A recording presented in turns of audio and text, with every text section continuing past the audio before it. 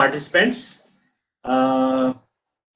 On behalf for the last session of this FDP program, Dr. Prakash Kumar Singh is with us for the second session of day 5. So I welcome the Dr. Prakash Singh on behalf of MMMUT family, as well as the as a coordinator of this FDP program. So before starting the session, I'm just briefing about the small bio sketch of Dr. Prakash Singh. So Dr. Prakash Kumar Singh is an assistant professor in the Department of Earth and Planetary Science, University of Allahabad. Prior to joining the university, Dr. Singh was research associate in IIT Bombay during May to November 2016. He has received his PhD from IIT Bombay in 2016 and Masters from IIT Kharagpur in 2011. Dr. Singh is a life member of Indian Science Congress Association, Indian Society of Rock Mechanics and Tunneling Technology. He has been reviewer for several prestigious international peer-reviewed journals such as Environmental Earth Science, Arabian Journal of Geoscience, Journal of Geological Society of India, and many more to name. Dr. Singh's research area includes fluid flow in fractured rocks, rock deformation at varying stress-strain condition, and elevated temperatures along the stability of landslides and other engineering structures such as tunnel, dams, underground excavation, etc.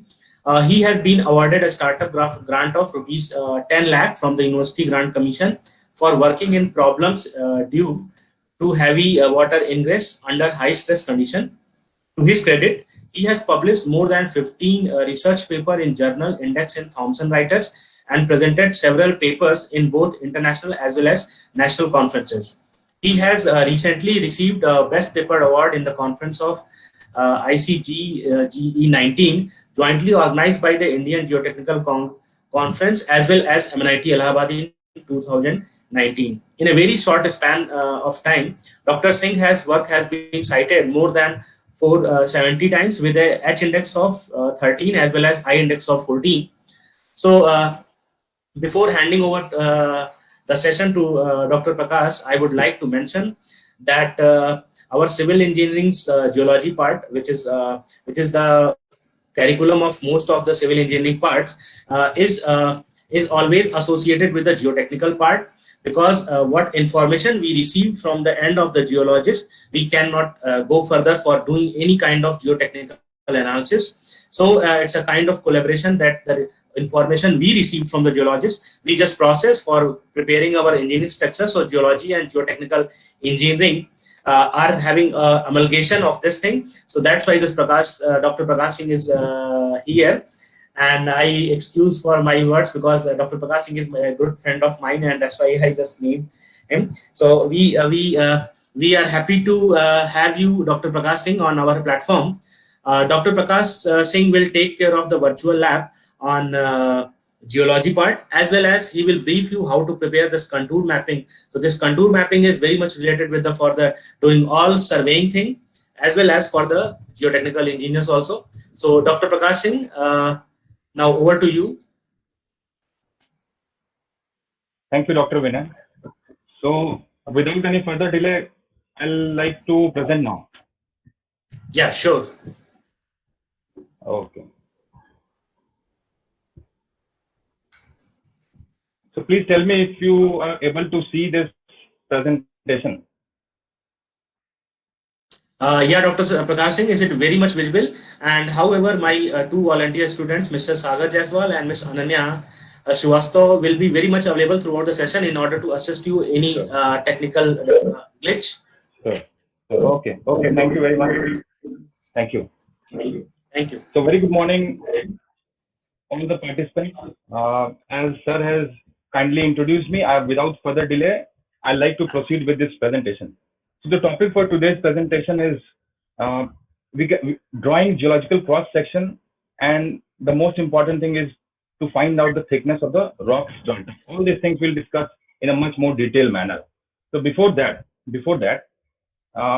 universally, worldwide, these geological symbols which you can see on your screen is followed by each and every scientist, geologist, or civil engineers. So these are sort of universal symbols which are used for rocks or soils which are found on the Earth's surface.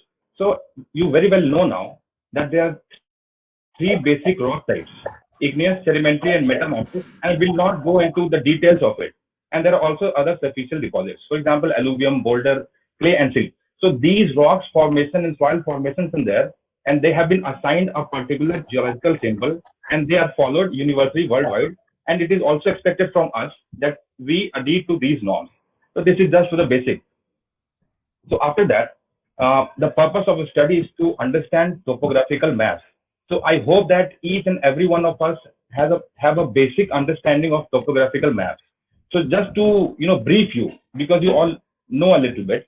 So just to brief you, what I can say is that our Earth surface is a three-dimensional surface, and when you try to represent all the geological features, including the structures of three-dimensional surface onto a two-dimensional plane, so such kind of maps are known as topographical maps. They're also known as geological maps. Okay, so what I'm saying can be seen in this figure. So if you can see, there is a rock formation which is dipping towards south. If you consider your right to be north, then this bed is dipping towards south, and you can see that this is a valley, and you have these pink lines. These are the elevation contours which can be plotted here. So if you represent this three-dimensional feature onto a two-dimensional plane, so such kind of map which you get is known as topographic map. And obviously, if this is a valley, so it is most likely that a river will pass through that valley. So such kind of map is very, very useful to visualize, and these maps are known as topographical maps. Another important thing to mention here is a topographical profile, which a civil engineer is mostly efficient in. So what a topographical profile is, it is just a cross-sectional view along any line of interest. For example, suppose if you want to construct a tunnel in a hilly terrain, and you want to choose the best possible direction along which the best suitable tunnel can be constructed. So that line is known as profile line. Okay, so if you draw a topographical profile along a chosen line through a topographic map, then such kind of map is known as topographic profile. So what I'm saying is can be seen in this figure. So you have on the upper figure, you have a contour map. You can see different elevation contours which are given, and you also have this XY line, which is, so this line is a profile line along which you want to draw the topographic profile. So the lower map, if you can see, such kind of map is known as topographic profile. So these profiles are very, very helpful. So on a first notice, if you try to interpret this, what you can see is that there is an elevated area, so that must be a hilly terrain. And then as you move towards right, you can see that the ground is gently sloping. So see, from this very simple map, we have got at least two different things. So these maps are very, very helpful. So what we have learned here is the basics of topographic maps and a basic of topographic profile. So how this topographical map can be useful? So first important thing which you can understand is that this topographic map does not give you any idea about the structures which are found above the Earth surface. So this is very important to understand. So all those information which you get from topographical map will be underground features. So features such as depth, strike, thickness of the rock formation, these are very, very helpful in practical analysis, and we'll discuss this later on. So these can be very easily found from topographical maps. So another important thing is geologic graphics. So these geologic graphics, when you try to compute this depth, strike, and several other measurable structural parameters of rock masses, by geometrical method, using what? Using these topographic maps. So when you compute these features, these maps, these features or these graphics, they are known as geologic graphics. So these geologic graphics, again, they are very, very helpful to determine the geology. Geology means the type of rocks which are there, the types of soil which are there, you can get from geological graphics. And obviously, you'll get a two-dimensional picture, so that will help you to visualize most of the things. And the most important thing which you get from geologic graphics is the thickness and the sequence of the strata or the rock formation below the ground surface. So what I'm trying to say is that in this figure, if you can see that there are three different rock formations, A, B, and C, and each of them have different thickness. and you also have something which is known as D, and these are known as dikes, which I'll not go into because this is not of much interest. So all these beds have different thickness. So if you can see, please wait. So if you can see these interfaces, these red interfaces, these interface are what? These interface are the interface between two different rocks. So B is one rock type, A is one rock type, C is another rock type.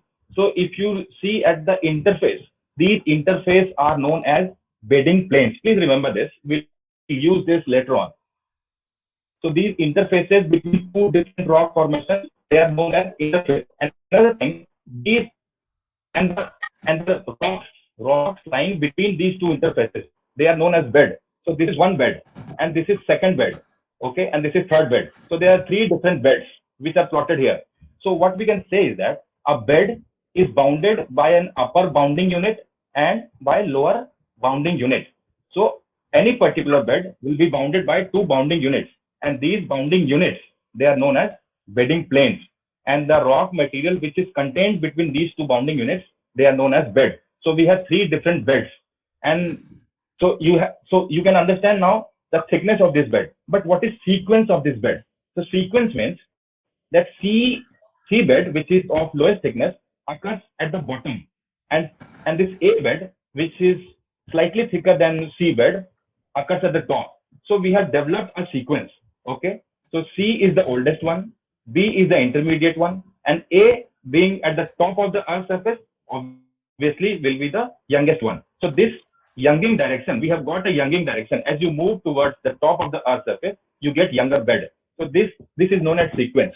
So when you draw these topographical profile, you will get these kind of maps, and you will very easily able to calculate the thickness and the sequence of the strata below the ground surface, not above the ground surface. So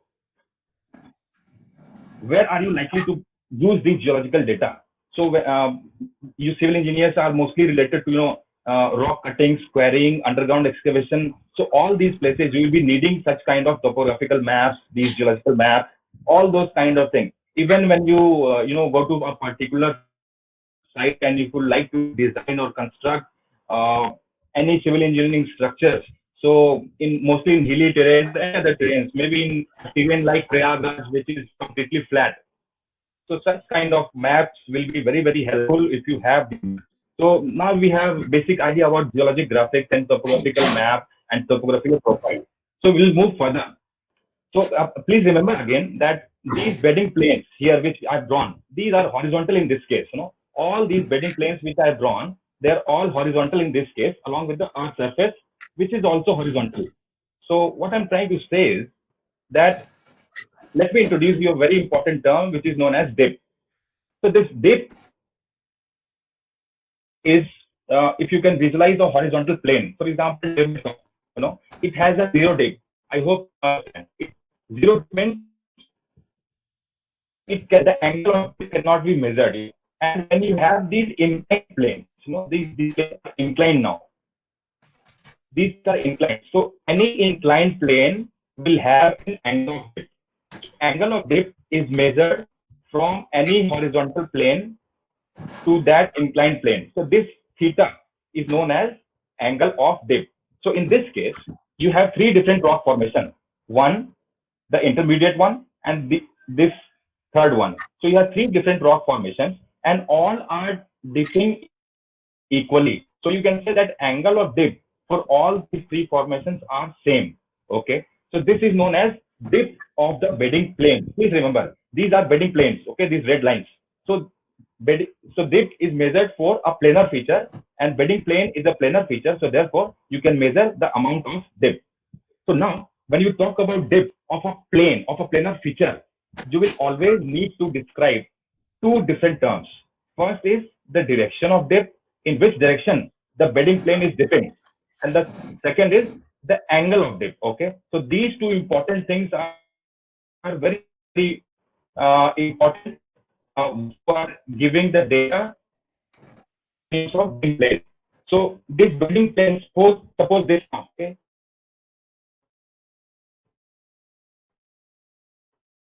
So this is the direction of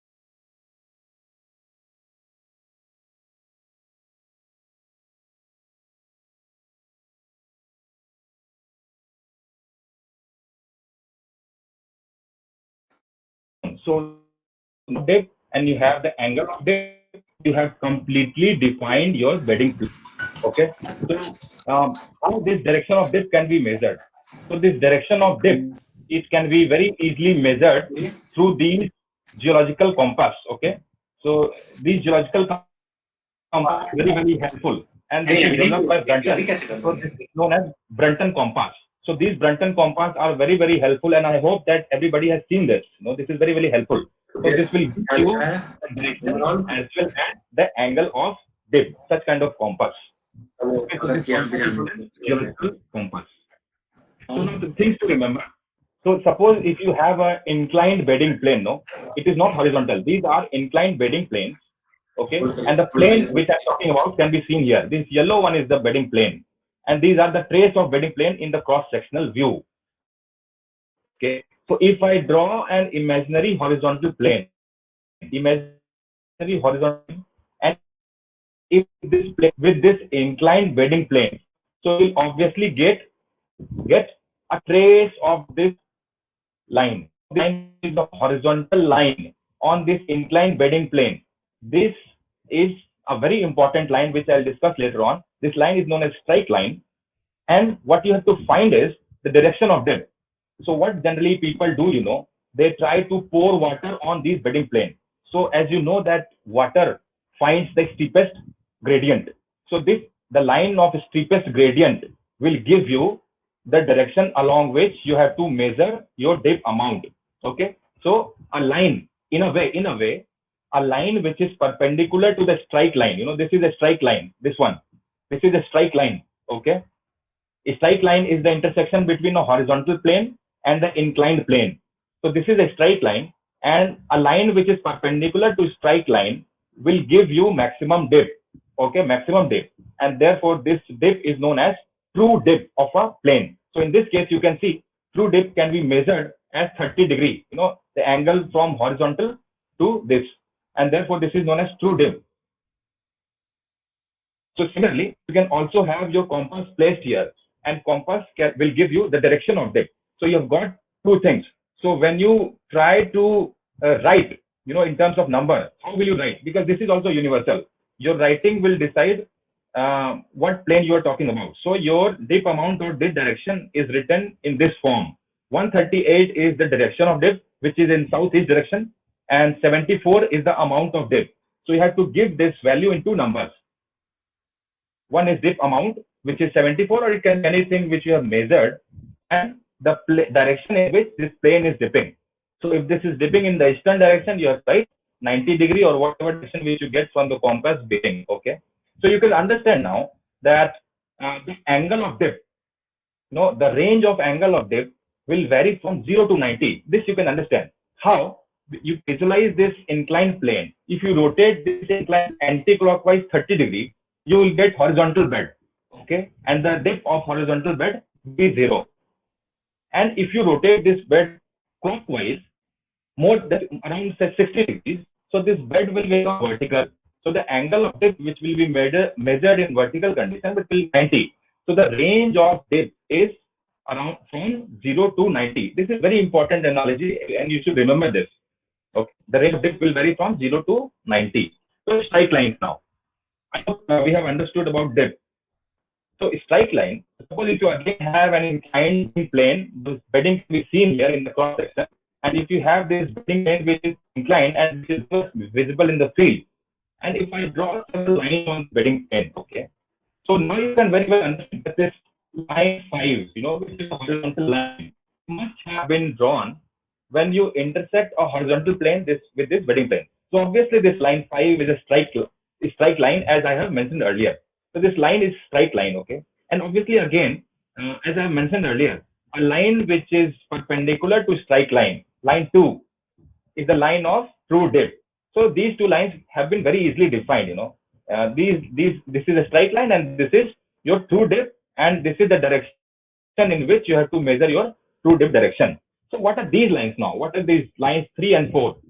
Okay, this is any line which is at inclined angle to strike line. So we'll study about this. Okay, but before that, suppose if you I'll ask you a question now. So if you have an inclined plane, I have drawn a straight line, intersection of an horizontal plane.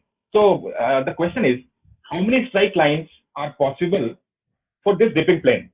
Can anybody comment? How many number of straight lines can you draw for this bending plane? Can anybody comment? Or if you want, I can make you understand again. Okay, no problem.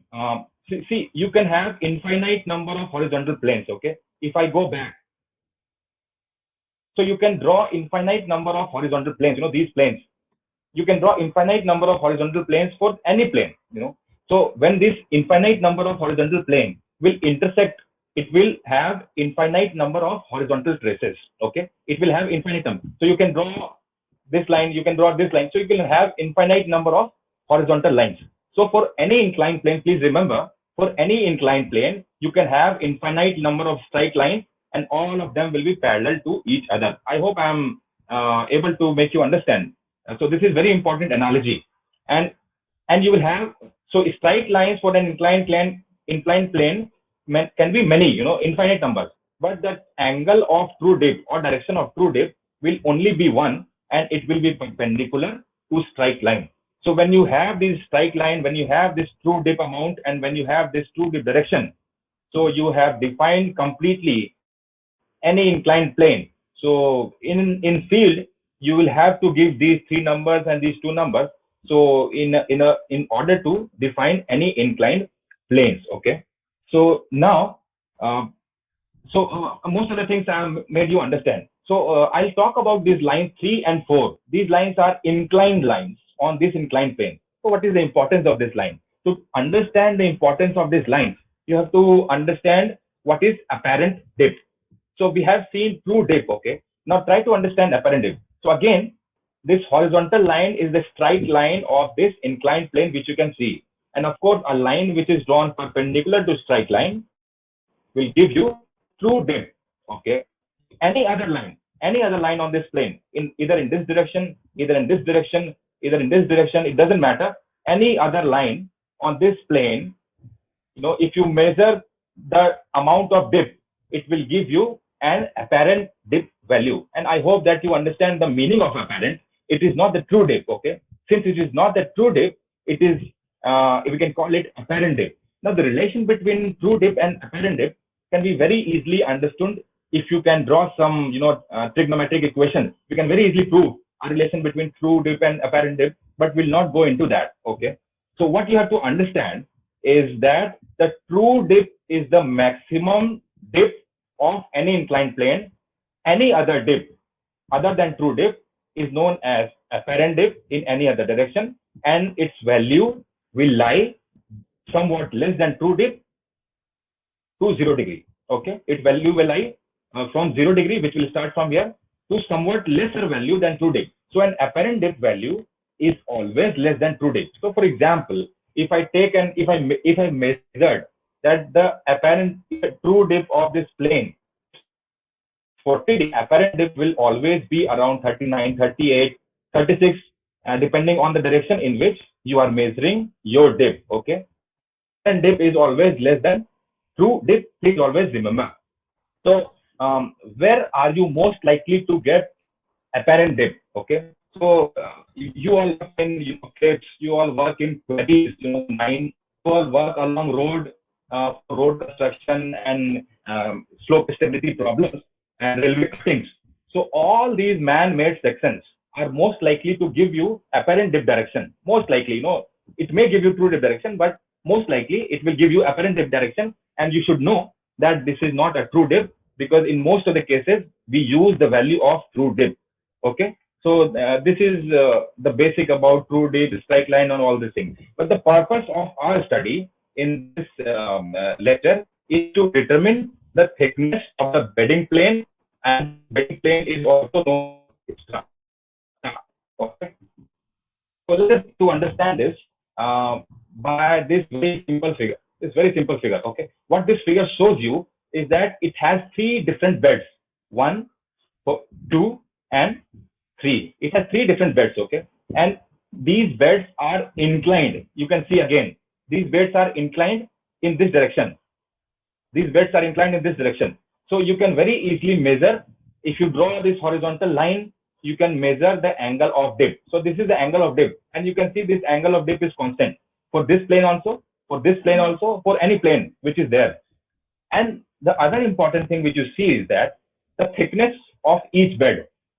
So when we talk about thickness, we can talk about different types of thickness. Okay. The first very basic thing is true thickness, and this is also known as stratigraphic thickness. Okay. So this true thickness is what? It is the orthogonal distance which is marked here. It is the orthogonal distance between the upper bounding unit, as we have discussed earlier, and the lower bounding unit. So this is my lower bounding unit, and this is my upper bounding unit. So the orthogonal distance between these two is known as true thickness. Please remember, we'll calculate this later on. And now to understand apparent thickness, vertical thickness or apparent thickness, you have to understand that we have all idea about boring. So when you bore, you are most likely to follow this line, and this thickness, between upper bounding unit and lower bounding unit. Of course, this is the hypotenuse of this right angle triangle. So you can understand that the vertical thickness is more than true thickness in this case.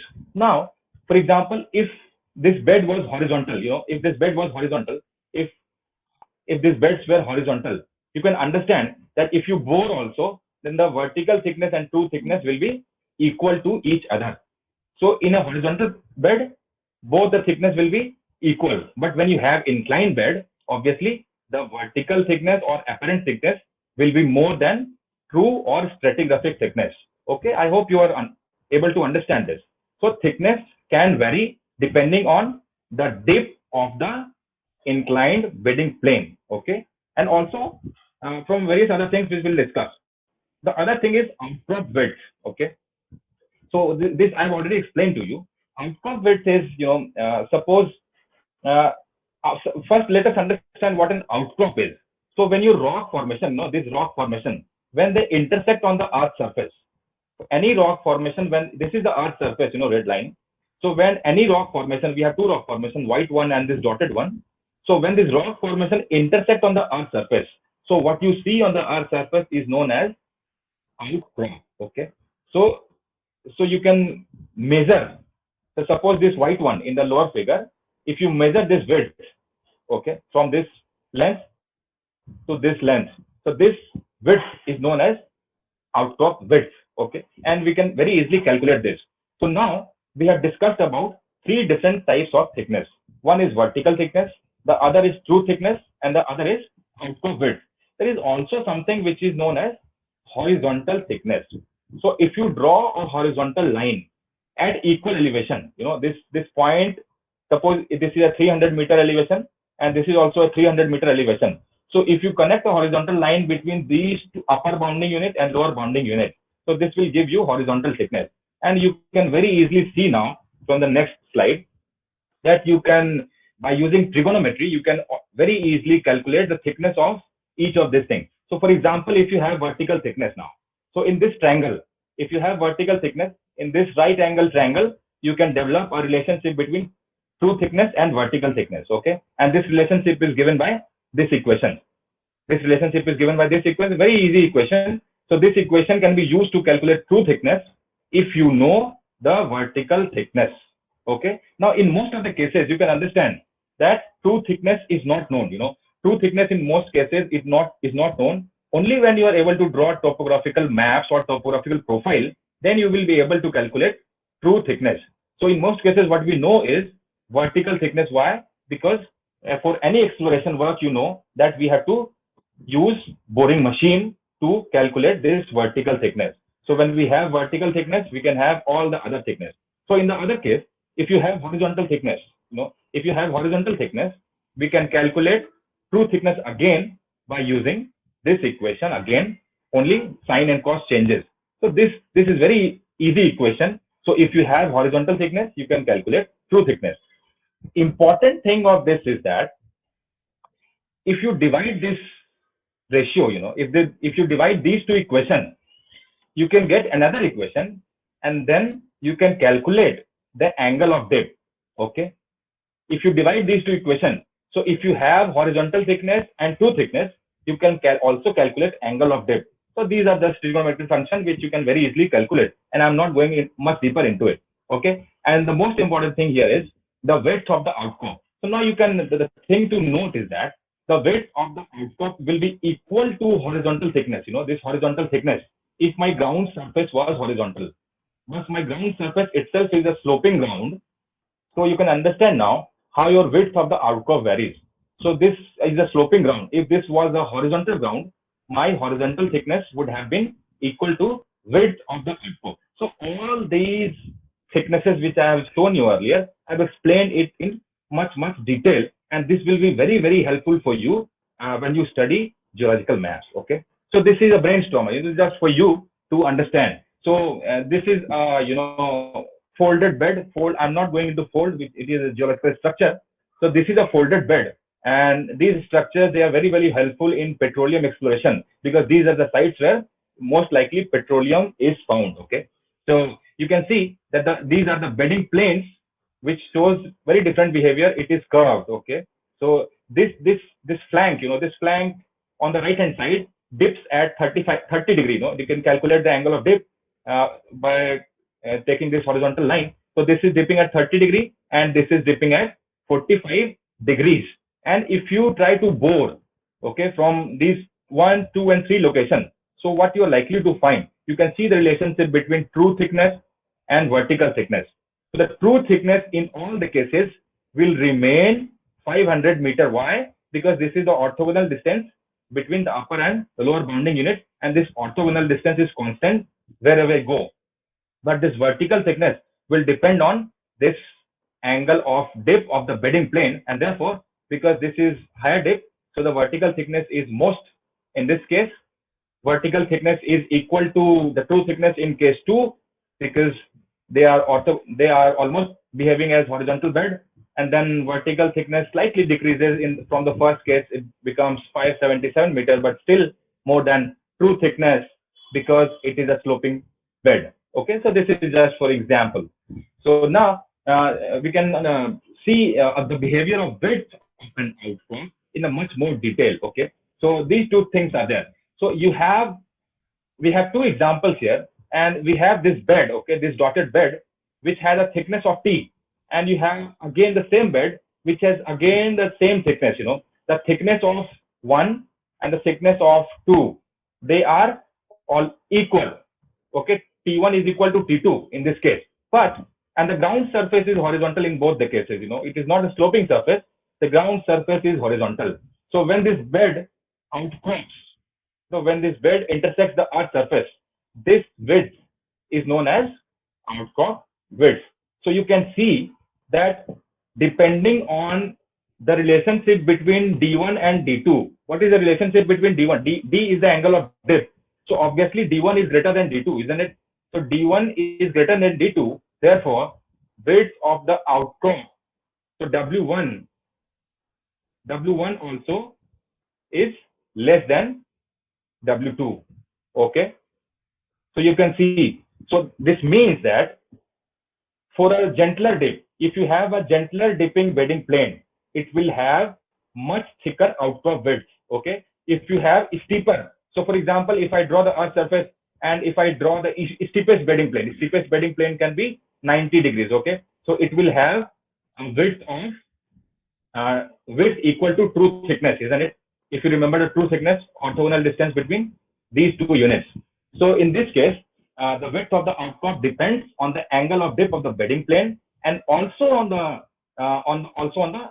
earth surface. So in the lower figure, you can see that you have 2 different beds with equal thickness. Okay, but the outcrop width varies depending on the gradient or the slope of earth surface.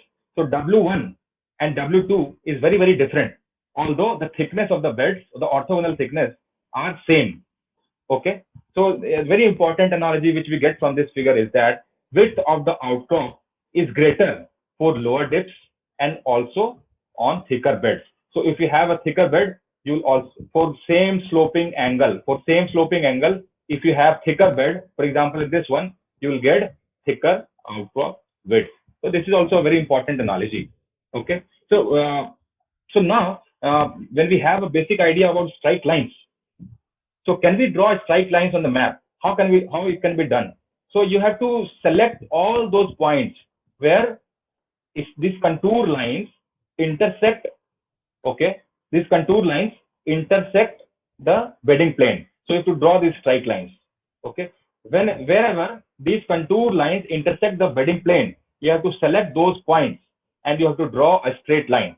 So at least to draw the first straight line, if you have 3 points which are intersecting, then it is a very good straight line. And then once you have drawn one straight line, you can draw successive straight line parallel to each other. Okay. So now this is the very important thing which we have discussed. Now let us quickly move to the exercise, and this exercise has been taken from the virtual lab, and this is the purpose of studying this. We are studying virtually. So the first thing is we have to construct the geological cross section. You have to find out the vertical thickness, and a horizontal tunnel is proposed at 100 meters. So you have to see the behavior of rock types and what all things can be done if you construct a tunnel at 100 meters depth. Okay, this is the geological map which is there. This is a topographical map which you have to use. Okay, so just for your sake, I've shown you how a typical bedding plane looks like.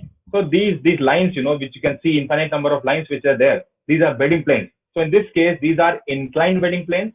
And on the other hand, you can see infinite number of lines here. These lines are horizontal. So these are horizontal bedding planes. So obviously, you cannot construct straight lines for these horizontal bedding planes, and straight lines can be constructed for these inclined bedding planes. Okay.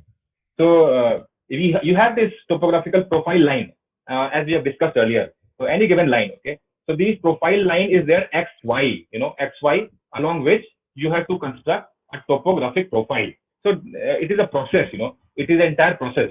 So what we have to look at first is that you have to look at the intersection of these contour lines. These dashed lines are known as contour lines, and these solid lines, they are known as contact between the bedding planes. So this is bed 1, this is bed 2, okay, and these are bed 2. So these intersection, the interface between bed 1 and bed 2, they are known as bedding plane, or they are known as contacts. Okay, so first what you have to do is to look at the intersection of these contour lines, these dashed lines, with this profile line. So you get several intersection points. One is here, the other is here, the other is here, and all these have values. For example, this has 200 meter value. So this contour lines, it represents elevation of 200 meter. This one represents an elevation of 300 meter, which is written over here, and this intersection represents a value of 400 meters. So similarly, when you take a piece of paper, you have taken a piece of paper and you have put it on this XY line, and you try to mark all these intersection points of these dashed lines. So you get several points, and all these points have values. Okay, so this is 200 meter, this is 300 meter, this is 400 meter, this is 500 meter, and so on. So what you can do is that you can take a Cartesian coordinate system and you can assign a scale. For example, each centimeter will give you 100 meter. Okay, so this 1 centimeter is equal to 100 meter for y-axis. Choosing a scale on x-axis doesn't matter much. Okay, so the first one was 200 meter. The first intersection point A was at 200 meter. This one was at 300 meters. So you develop all the points. You represent all these points here on the Cartesian coordinate system, and you get when you represent all the points on this Cartesian coordinate system, you get something which is like this. And I hope you are able to understand and how you have represented this point. And what you can do later on with a very rough hand, you can connect all the points to get what is known as topographical profile. So this type of profile from topographic map is known as topographical profile. So this is one thing. This is a very important thing which you have drawn. This topographical profile is also known as geological profile. So the next purpose is that we have to also plot these solid lines when they intersect the profile line XY. So you have another important thing to do. So again, these intersection lines can be plotted over here, as can be seen.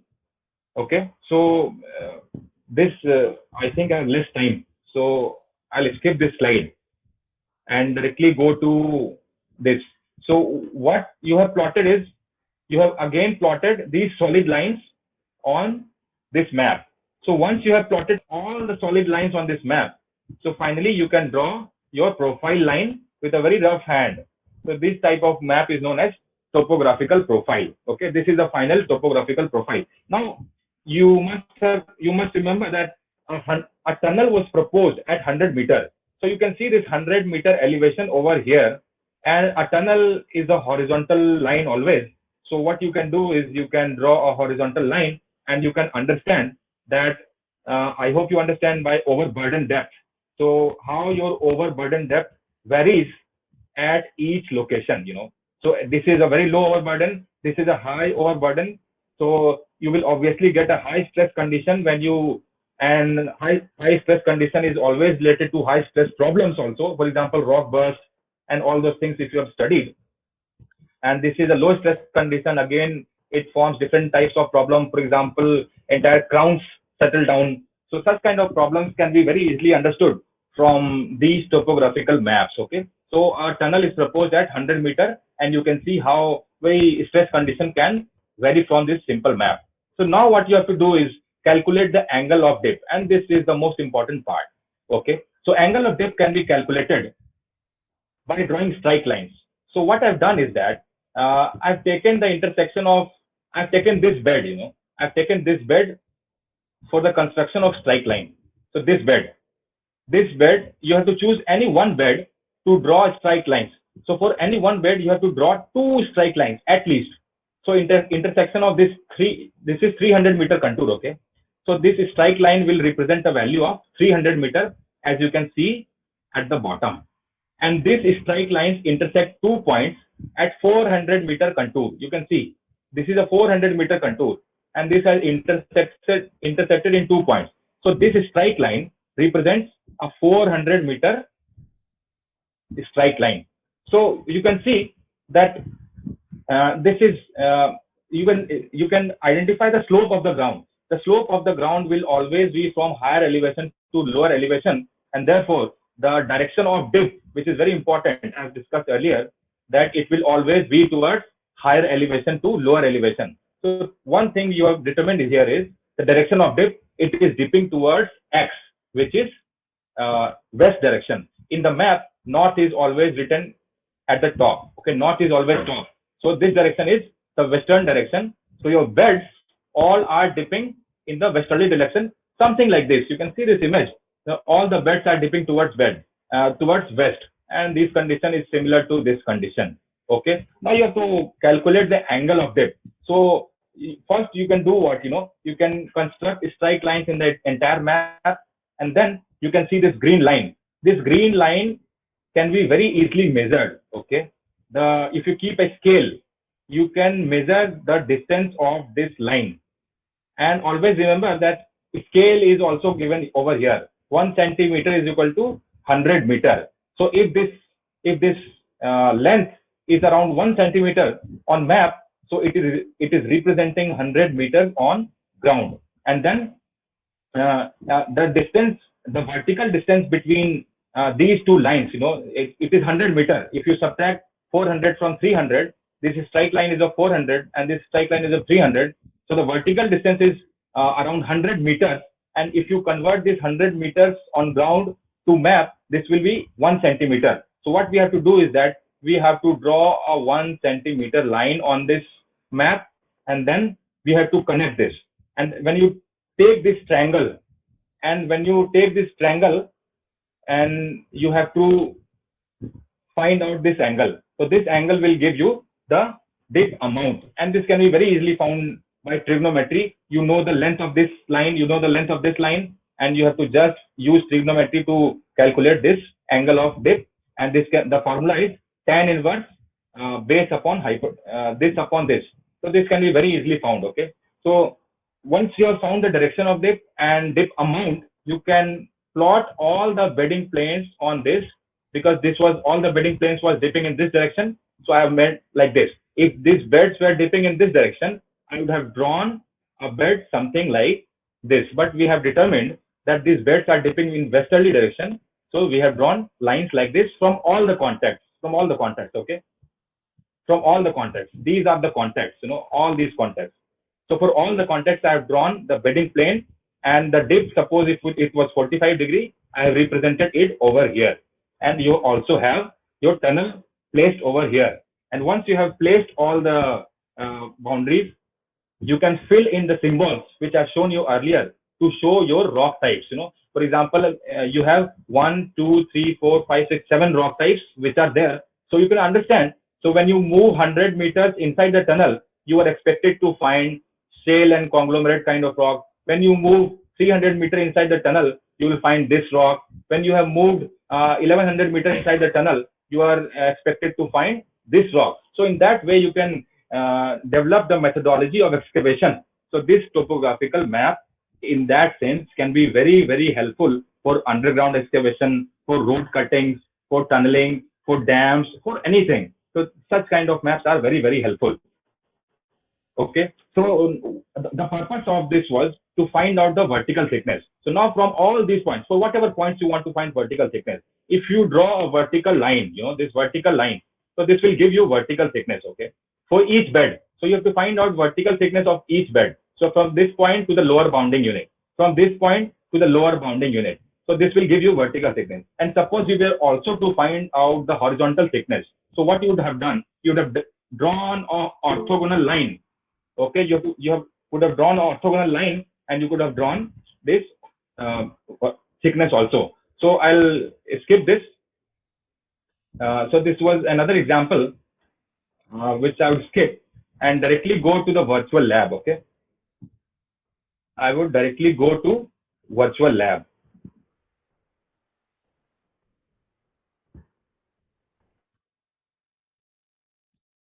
So I hope you are able to see this. There are several questions.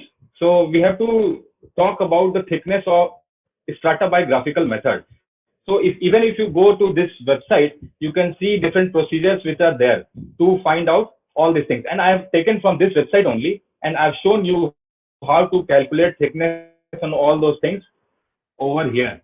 Okay. So you can very easily see. There is also a simulation which is placed here. Okay. So for suppose if you want to see the simulation of contour map 1, you can use this to see several different things. So this is a profile line along which you have to draw your topographical profile, and see how this simulation helps you to select all the points virtually, and then it can be used to calculate finally topographical profile.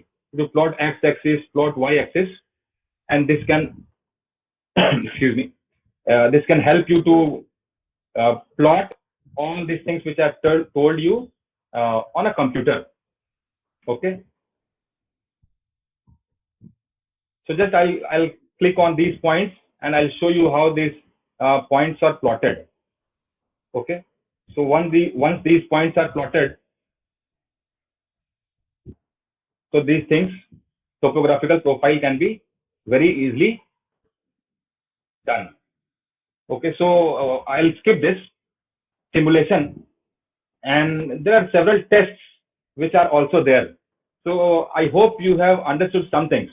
So these tests you can very easily try. For example, this is an inclined bedding plane, and this is a topographical profile which is plotted over here. And you have to find out the angle of dip. Now you know that the angle of dip is calculated from a horizontal line to the inclined bedding plane. So you can see this is the horizontal line which is drawn over here. Okay. So the angle from this horizontal line to this bedding plane will give you the angle of dip. So it is 67 degrees. So not this one, not this angle. So if the contour lines are at very large distance to each other, this indicates. So if the contour lines are widely spaced, the behavior of contour lines can be studied. If the contour lines are widely spaced, this means it is a gently sloping surface. Okay. If the contour lines are very close to each other, this shows that you have a very steep surface. So the answer to this will be obviously gentle. So when the contour lines are very largely placed, it gives you a gentle surface. So now you can also, we have already discussed this, the distance measured perpendicular to the upper and lower bounding surface of a tabular unit. You can very easily say that this is a true thickness, isn't it? When you measure the perpendicular thickness of an upper and lower bounding unit, it gives you a true thickness. Okay, and when you measure other distance, for example, a distance on the map between bounding contacts of a tabular unit measured along an azimuth. So you can see, you can try to understand these questions and try to get the answers. So geologic graphics also, this question is related to geologic graphics, and we have already understood. What it says is that it helps you to determine geology of an area. It's obviously, geologic graphics help you to determine geology of an area. It will give you rock formation. It will give you true thickness. It will also give you sequence. But important thing which is you should see here is, it will not give you the sequence of rocks above the ground. Okay, it will not give you any idea about above the ground. So this statement is obviously false, isn't it? So this will not give you any idea above the ground. It will obviously give you idea below the ground surface. So since it is written above the ground, so this statement is also false. So you can check these things. Okay, because shortage of time, I was not able to explain you one very important thing. But anyways, it doesn't matter. So if you, I think most of the things I have explained you very easily. So Dr. Prakash, yes, we do have 7-8 minutes. You can proceed, no issue. If you want to explain some important thing, we do have 10 minutes, no issue. You can take in. okay, okay then. Okay, I'll explain one important thing. Yeah.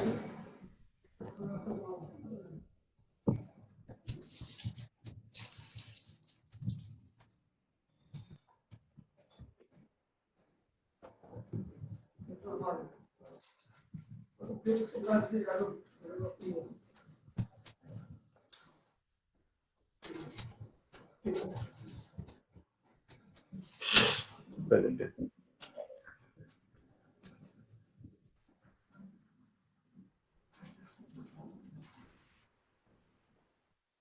Can you see my presentation? Dr. Prakash, no, we cannot see your presentation.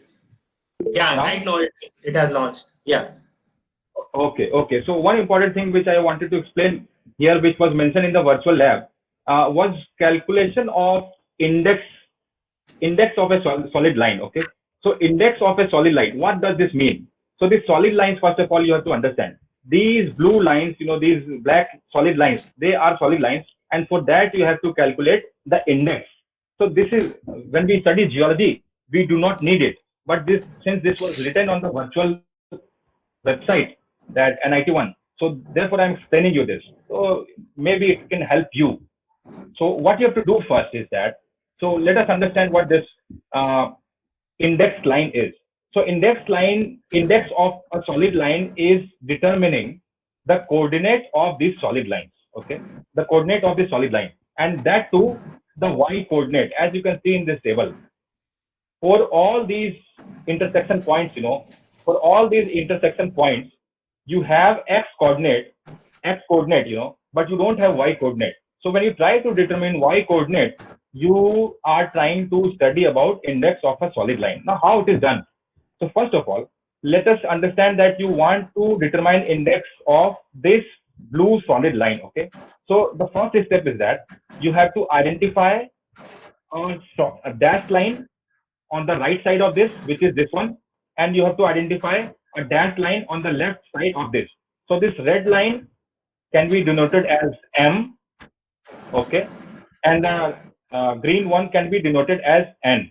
Now, please understand that the value of M is 200, as you can see from here. The value of M is 200, which is written over here, okay. and the value of n is 300, which is written over here. Okay, so these 2 points we have identified. So now what it says is that let alpha be the x coordinate for dotted line with index m, okay, from table 1, and let beta be the x coordinate for dotted line with index n from table 1. So you have found out alpha and beta, okay, which is what x coordinate. So this alpha value is what? Alpha value is 90 and beta value is 400. So what you can see is that alpha is greater than beta in alpha is less than beta in this case. So the second one, the second case. So you have this second case, alpha is less than beta, and you also have this gamma, which is the x coordinate of the selected solid line. The x coordinate of the selected solid line is this one, 270. So all these values we have, you have to determine now the condition. These two conditions are there, okay? These two conditions are there. So in this case, for this particular case, alpha is less than beta, no? Alpha is 90, beta is 400. So alpha is less than beta. So therefore, you have to use this formula to find the index point of P. To find the index point of P, you have to use this formula. So you have n, you have gamma, alpha, you have m, you have everything. So you can find out, they have in the simulation, in the website, you can see the simulation. If you keep 200, 300, it will automatically calculate and it will give you an index value of 258 for the first line. And if you keep on doing next, you will get the index value of all the other points. Okay, so this is how you can get the index value. So even if you can directly use these coordinates to plot all these points, so all these,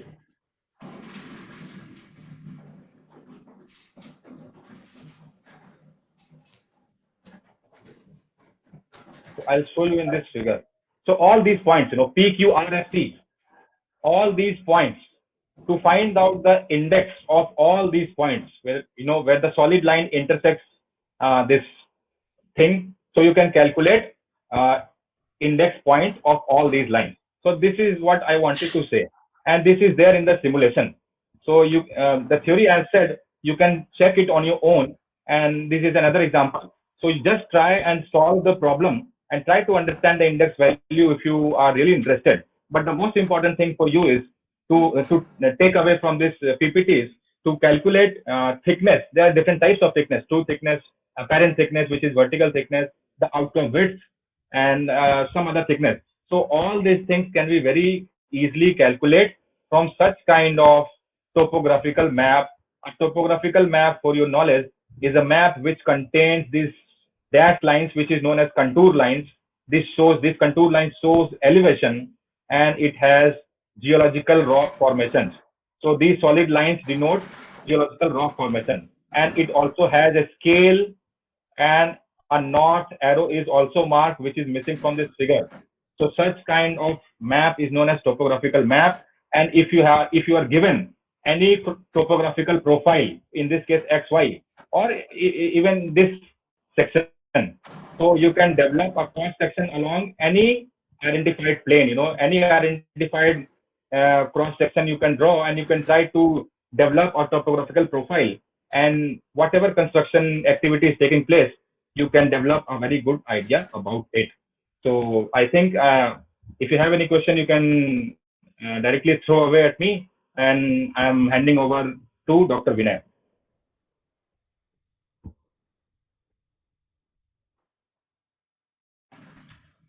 Dr. Prakash.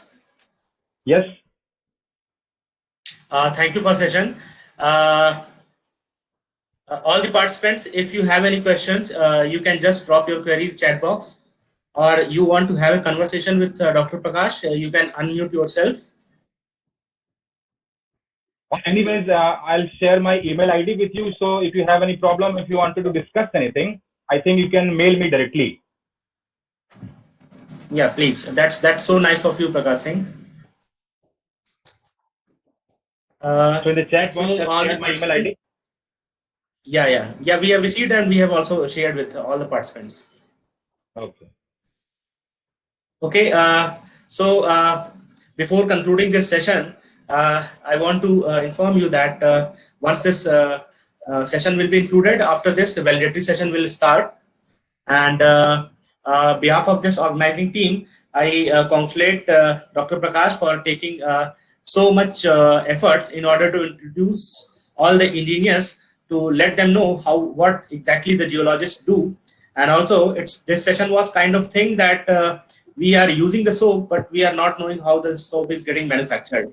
So, Dr. Prakash Singh, let us know how these maps we are using for our various purposes for engineering judgment, how this is being designed, and this will definitely enlighten us to understand the maps more clearly and more efficiently. So again, I thank you, Dr. Prakash. Uh, as Dr. Prakash has already informed me that he has a meeting at 12:45, so I would request Dr. Prakash to say his last word before leaving for his meeting. Sir, thank you very much for this opportunity to talk to the civil engineers. I've been used to teaching geologists, but this is probably for the first time that I've been teaching civil engineers. This is not for teaching. This is actually an interaction. But I'm very sorry, although, that I was in a bit of hurry because it was only 1 hour. So if I had 2 hours, I would have explained all the things much more slower and in a much more better way. So for that, I'm sorry. But anyways, if you have any problems, I'll always be there. You have my email ID, you have my contact number. Also, if you have any problem, you can always discuss with me.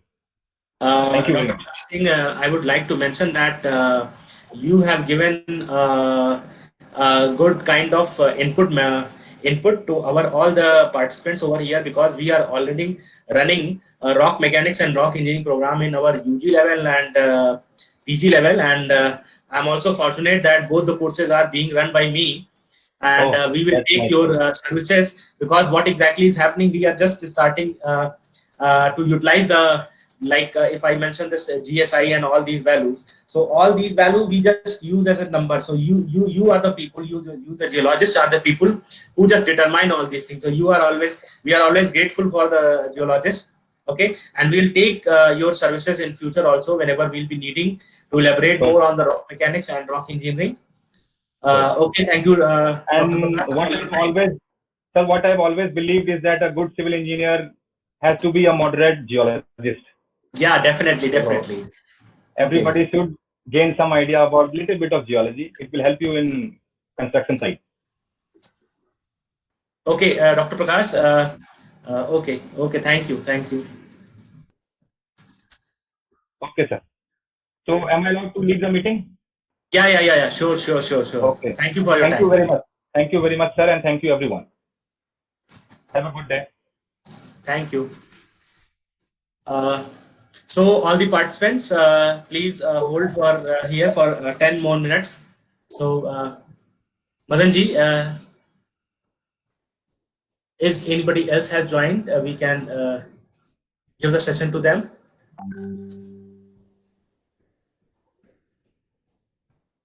Just wait, Dr. Vinay. I am going to call him. Okay.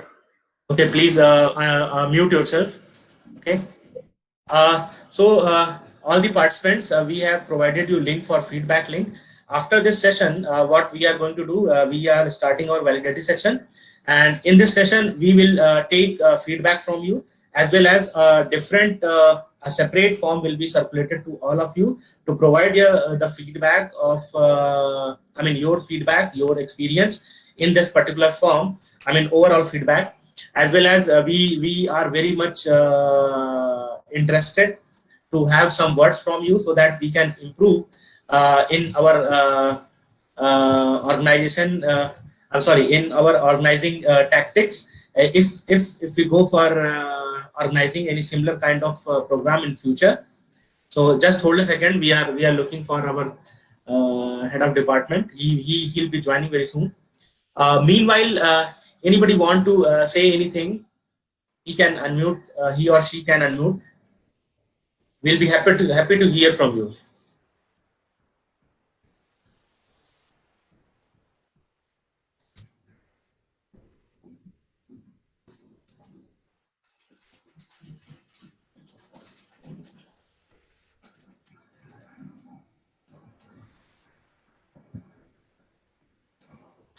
The kind of thing is that most of the faculties we have received the view. So because we are making it live on the Facebook, So many faculties and many students are very much comfortable with the Facebook link over there. So many of they are watching over there. I need to see that is there any questions from audience on Facebook or not.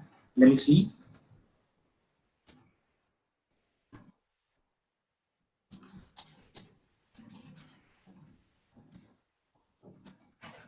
Hello, I'm talking, sir. Yeah, please. This is Manjunath from Bhandari Institute of Technology, Tamil Nadu. So Yeah. overall, we got a really nice experience in all the sessions. So I have one feedback is, so when we log into the VLab website, sometimes it's directing us to that Java website regarding the download. Some technical issues are there. So if possible, uh, if you have some idea, that means it will be very beneficial for us. Some experiments we are not able to open, it's directing to different websites. So that is the one concern we are having. I think most some of the things are under development. Okay, Mr. Manjunath, I couldn't understand you because I think some echo was happening. However, I got your point. I understand that you were mentioning that about the platform they have developed. So I would request all the participants over here. They can use one another faculty is there. One facility is there, which is College of Engineering Pune virtual lab. So you just Google this thing, College of Engineering Pune COEP, so that you can register over there. So what I'll do, I'll quickly show you how can you use it. Okay, so that will be great. Okay, so I am Yeah, thanks. yeah, just to hold a second. Okay, I'm just conducting this thing, and you all will be able to see this thing. Uh,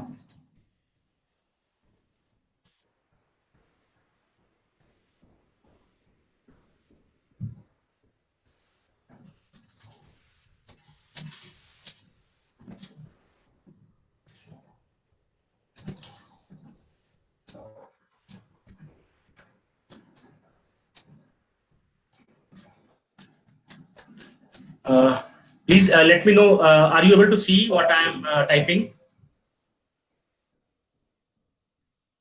All of you? Yeah, we are able to see. Okay, Madanji, just let me know. So you just type the COP Pune Virtual Lab Platform, and once you will be landing on this page, okay, what you have to do is you just go for this page. It's running. Oh,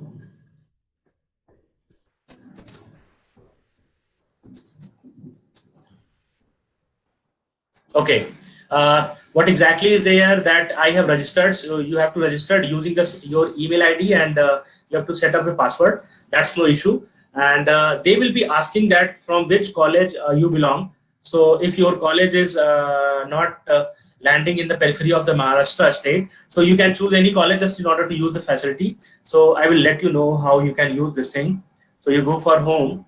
Okay, once you reach the home, you can go for civil engineering. Okay, and yeah, so if you see, if I see this thing like surveying lab, if I go for this surveying lab, you can see, so what exactly is there, they are giving the list of experiments, and once you are reaching over there like this one, so they are giving you the experiments. And in this experiments, what they are saying, you have to download this executable file. Okay, this is the very small file, .exe file, and once this is installed, you have to click over here. And once it is just give me a second. I need to, what is the study of GPS now? Just give me a second. I have pre-installed a file. Okay, let's see. Observation using GPS experiments, and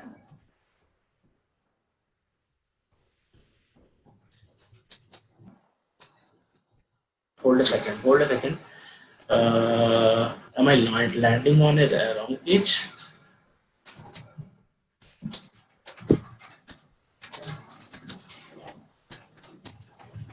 Give me a second. Virtual lab.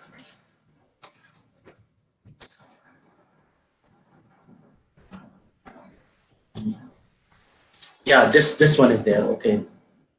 I'm very sorry. I landed on the virtual page of the Government of India. You have to use this page. Okay. So what exactly is there? You have to register yourself, and once you are registered, you just sign it. Okay. Now it's good. Okay. You go for your desired branch, and then suppose I want to do this surveying lab. Now you see this thing. The same platform is there, and this has been redesigned. So you use this thing, observation using GPS, and here you see the simulation is over there. So click here for simulator. Once you execute this, actually this has landed on the different page. Okay, so that's what happened. Measurement using GPS. Give me a second. Surveying measurement using GPS. Is it visible? Is it visible to all of you?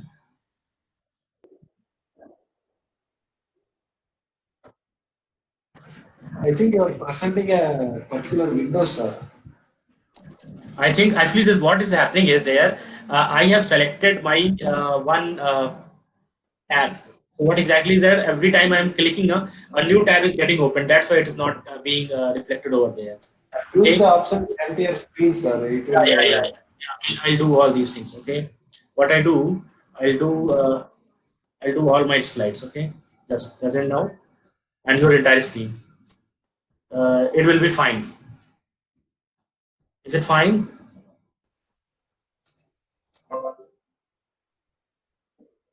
Is it fine to all of you? Yeah, now it is fine. Okay, so if you see this thing, if I go for civil engineering, like if I go for, sorry, let's take this, where this geotechnical lab. Yeah, if you see this thing, if I do this plate load test, I need to confirm that where the simulator is prerequisite procedure.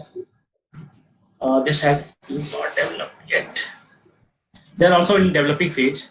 Okay, so let's go for soil mechanics lab. Soil mechanics. If you see this consolidation test, okay, so whatever is available over there, you need not to do anything. It will be, yeah, you see, you have to allow it, and you see now you need not to install anything. Okay, and you just start this thing over here. Okay, it will give you the feel. Okay, if I talk about this transportation lab or any other lab, you can have a look. You see this thing. If I talk about the fluid mechanics lab, let's see impact of jet. They are also under developing. Okay, simulation. And click here for simulator. You see, it's over there. Is it visible to all? There's vertical plate, then inclined plate, and everything. Everything you can do like this. Right? So I'm not more into this one. I just demonstrated that this page you can use it. Okay. So now we are heading for our session. Madanji. Madanji. Just wait for 2 to 3 minutes. Who is going to join?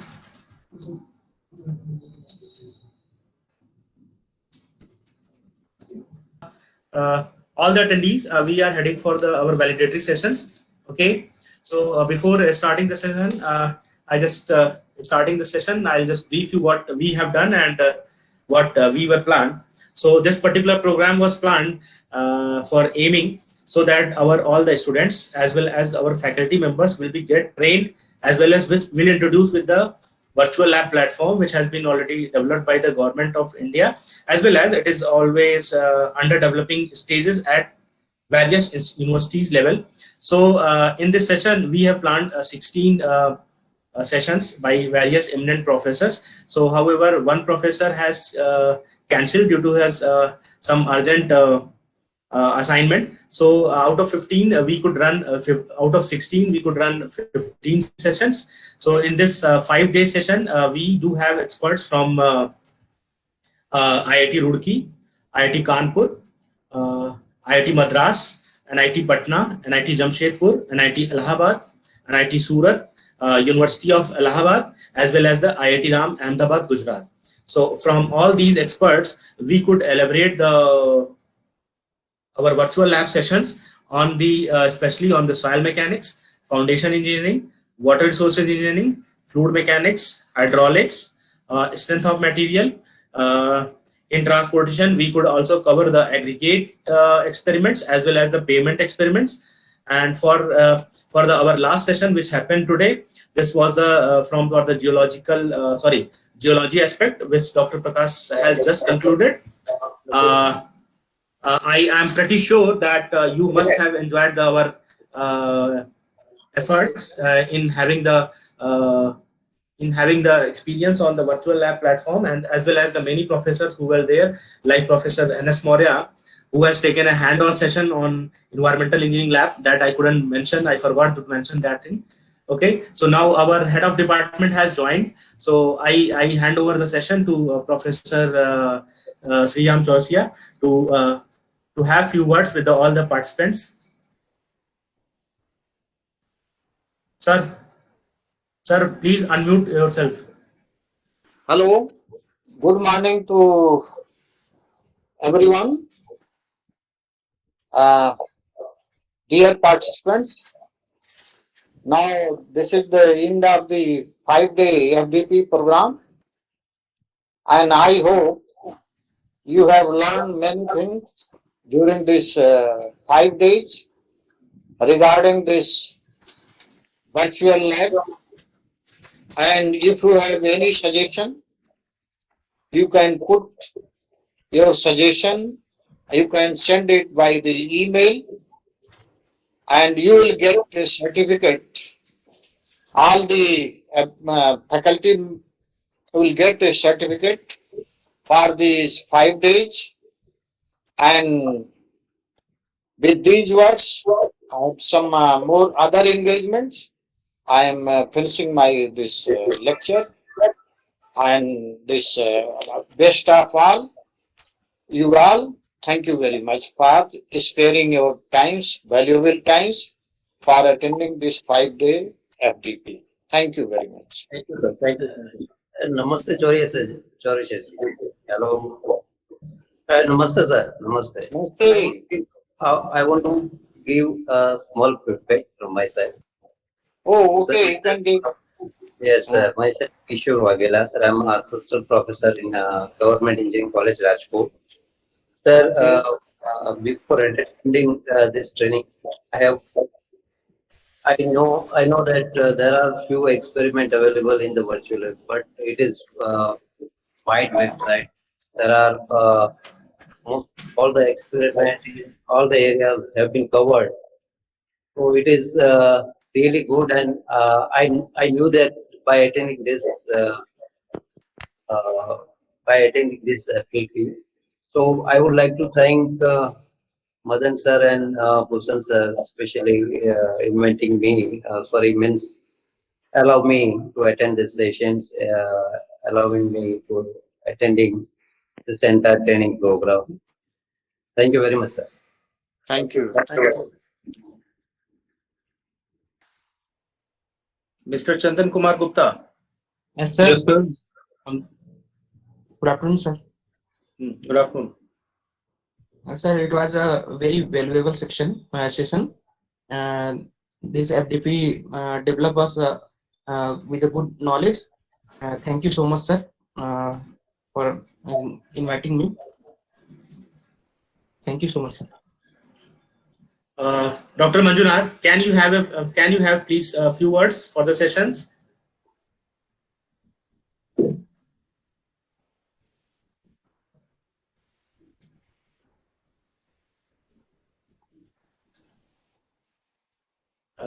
I think many participants are available. I don't know why they are hesitating to have few words. Miss Rituja Chauhan. Yes, hello sir. I am Dr. Rutuja Chauhan and I am assistant professor at NIT Bhopal. And I have attended, I have tried to attend all the sections. I think maybe one or two I have missed. but it was a very nice experience, and I think it will be really very helpful for all of us in this pandemic situation to have the virtual lab and everything. So I just thank you, and thank you for attending this webinar. Thank you so much. Mr. Madanji? Hello. Yeah, Divakar, please. Thank you, sir, for allowing me to participate such an interesting and important virtual lab facility in this pandemic situation. I learned a lot from all the faculties, all the professors, what they taught, and I have also recorded all the lectures, which would be helpful for me and for my student as well. Currently, I'm an assistant professor in LDC Institute Technology, which is in Allahabad, sir. Thank you, sir. Thank you all. Okay, thank you, Mr. Divakar, for having a nice word to us. Mr. Purushottam is here. Mr. Purushottam, Mr. Prabhakaran. Dr. Vinay? Yeah, I think, Dr. Vinay? yeah. We have Professor Bashir Mir, sir. So I want to request Professor Mir, sir, to say something. Sir has opened his mic, but we are not getting his voice. Sir, your voice. Yes, sir, please be loud. Can you hear me? Yeah. We can hear you, sir. Thank you very much. You are doing a very wonderful report. All the sessions were very interesting and fruitful. I have been enjoying these virtual labs in civil engineering, and all the participants, I thank them for their attendance, and particularly those speakers, eminent speakers, for sharing their knowledge. And I thank you very much. Thank you very much for this information. This is needed much in this pandemic. And I hope in future you may do also such programs, you may conduct such programs, we will be benefited. Thank you very much. Thank you. Thank you, sir. Thank you, Professor Mir, for having a nice word to us.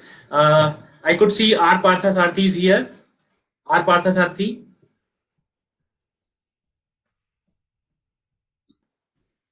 R. Parthasarthi, could you hear us?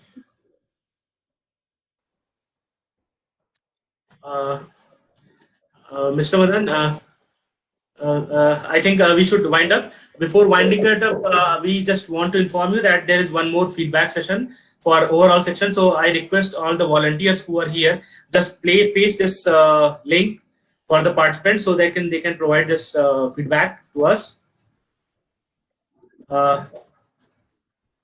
Yeah. Professor Shriram.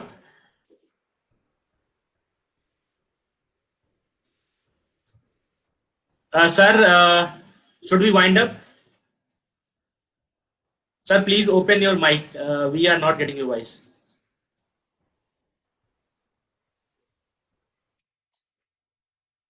You can now wind up and prepare a certificate and distribute them, all the faculty members.